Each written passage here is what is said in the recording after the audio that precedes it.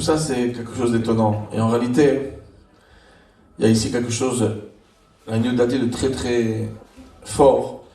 On sait que la Gemara elle dit Lokorim avot et la lishlosha. On n'a que 3 avot, que 3 pères, Avram, Yitzhak et Yaakov.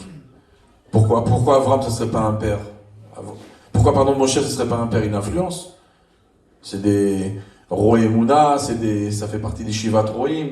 Ils ont des influences sur le Ham Israël. Aaron Cohen, il a des influences. Pourquoi? Les Avot, c'est Avram, Yitzhak et Yaakov. Pourquoi? Dans Chassidut, c'est expliqué. Le Korim Avot, les Shosha. Pourquoi Davka, Avram, Yitzhak et Yaakov, c'est nos pères et pas les autres? Parce que eux, ils n'ont pas une vie personnelle.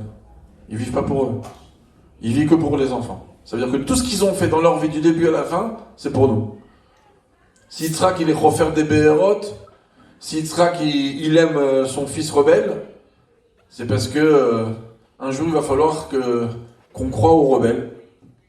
Que même si tu vois quelqu'un avec un jeans déchiré par un tigre ou des boucles d'oreilles dans le nez ou partout, mais il faut lui ouvrir ta porte.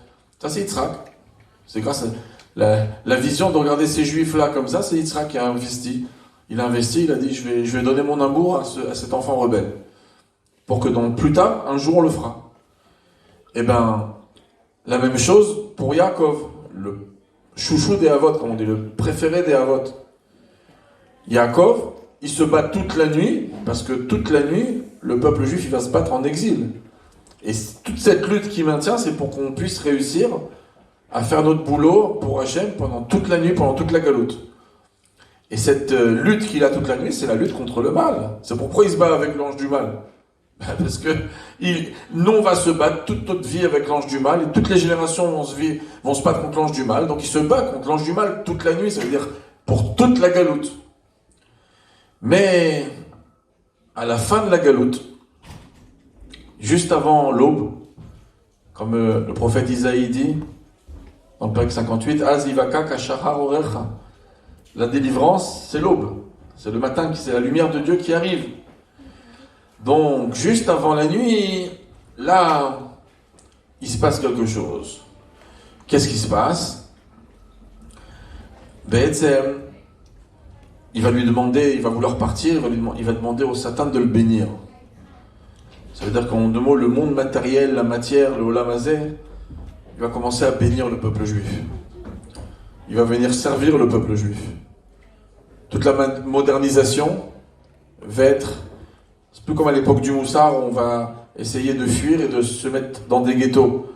Non, on va vivre avec le monde, on va utiliser la radio, on va utiliser le monde matériel pour justement servir Hachem. Donc il demande à l'ange du mal, il demande au Olam Hazeh, parce que Esav il a choisi le Olam Hazeh, Yaakov il a choisi le Olam Haba.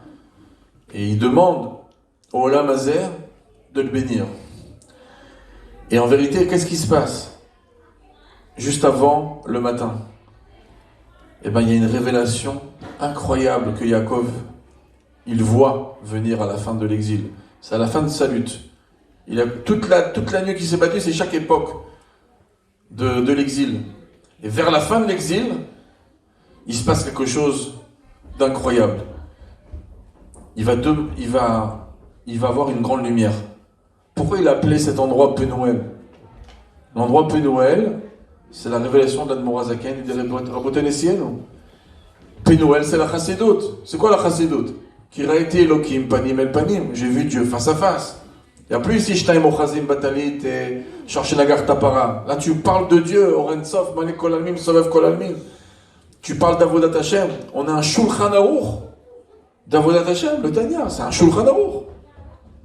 C'est quoi ton âme? C'est quoi le Nefesh Abahamid? C'est quoi le Nefesh Elokit? C'est quoi les Kelim? C'est quoi les Livushim? Comment on les fait fonctionner? Les Kochot HaNefesh? Comment on gagne? Comment on aime Hashem? Comment on craint Hashem? Comment on a la Simchat Shel Mitzvah? Et donc, c'est ça qu'il voit Yaakov. Pourquoi il a appelé cet endroit Penuel, Kiraïti Elokim Panim El Panim? Parce que, waouh! Mais, donc, il voit l'Admor HaZaken qui arrive. Yaakov Avinu, il est en train de se battre pour ces moments-là, et enfin, il y a la Chassidut qui se dévoile. Mais c'est pas fini. Qu'est-ce qu'elle fait la Chassidut en deux mots? Elle dégage le Tzimtzum. Pourquoi Raïti Elohim panim el panim. Comment tu peux voir Dieu panim el panim? Parce qu'il faut faire dégager le tzimtzum. C'est ça que la chassidut elle fait. Elle décrase tout le tzimtzum. Elle retire le tzimtzum. Et c'est ça le pshat. Qui s'arrête à Elohim. T'as gagné Elohim. Le Elohim c'est le tzimtzum. Tu t'appelles plus Yaakov, tu es Israël. Le Baal Shem Tov. Le Baal Shem Tov il arrive. Tu t'appelles Israël. C'est toute cette partie-là, toute cette fin de cette lutte juste avant le matin, c'est l'apparition de la chassidoute qui arrive.